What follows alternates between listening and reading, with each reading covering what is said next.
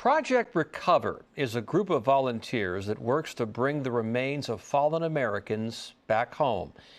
They search on land and underwater to reunite families with their loved ones, like they did for one in Virginia Beach.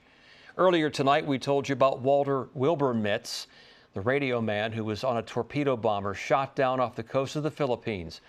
But 10 on your side's Amy Avery explains a lot goes on beneath the surface before they go on those missions.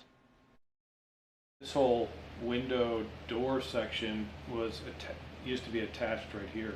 This is part of an Avenger from World War II.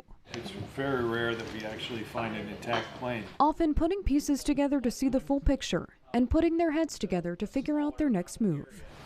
Like this, where it's filled with coral. Project Recover team members are planning for their mission in Micronesia. The islands themselves became a war zone during World War II, and many Americans are still there. We didn't even have possession of that area to go and search for these guys. Project Recover searches on land and at sea, but they say sometimes the best technology is boots on the ground.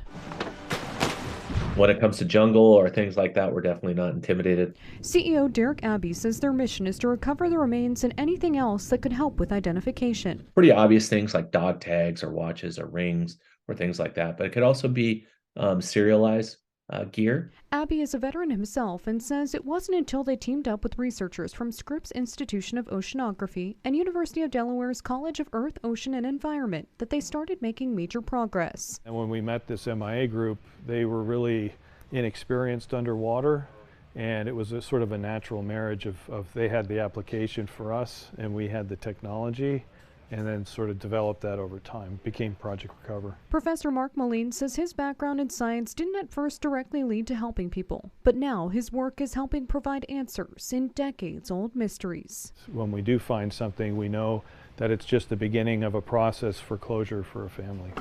Just basically gotta feed this thing. Using advanced technology, some of which is developed right here in their lab.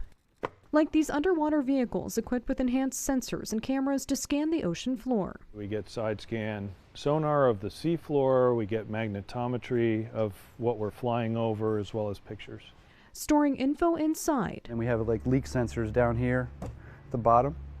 So if we ever do have a leak by these O-rings, they will set a trigger off and it'll abort the mission. Or sending it back to the boat in real time to team members like Eric White and Matt Breesy, who can take them apart and put them right back together. It looks like a mess of stuff, but I know where to plug everything in. And depending on the terrain or visibility of what they're searching, they may have to get a closer look. And so we dive on it and then confirm what it is. But before they even embark on their mission, they have to do their research first. You do a lot of missing before you get the hit. So when you get that hit and when you finally get it, after all that manpower, resources, putting it all in there, I mean, it's all worth it to us in the end.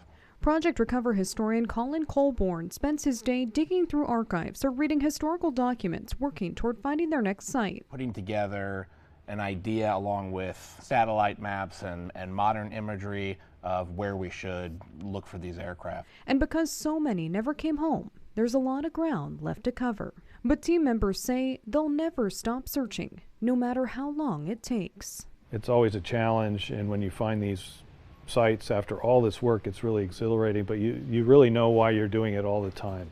Because bringing these heroes back home not only brings answers to families, it can change lives. It's really what drives the mission. With photojournalist Kevin Rahm, I'm Amy Avery, 10 on your side. Project Recover is a nonprofit that functions off donations and information or photos from people like you. If you have a family member who went missing in action and might have photographs or letters that could lead researchers to their last known location, they want to hear from you.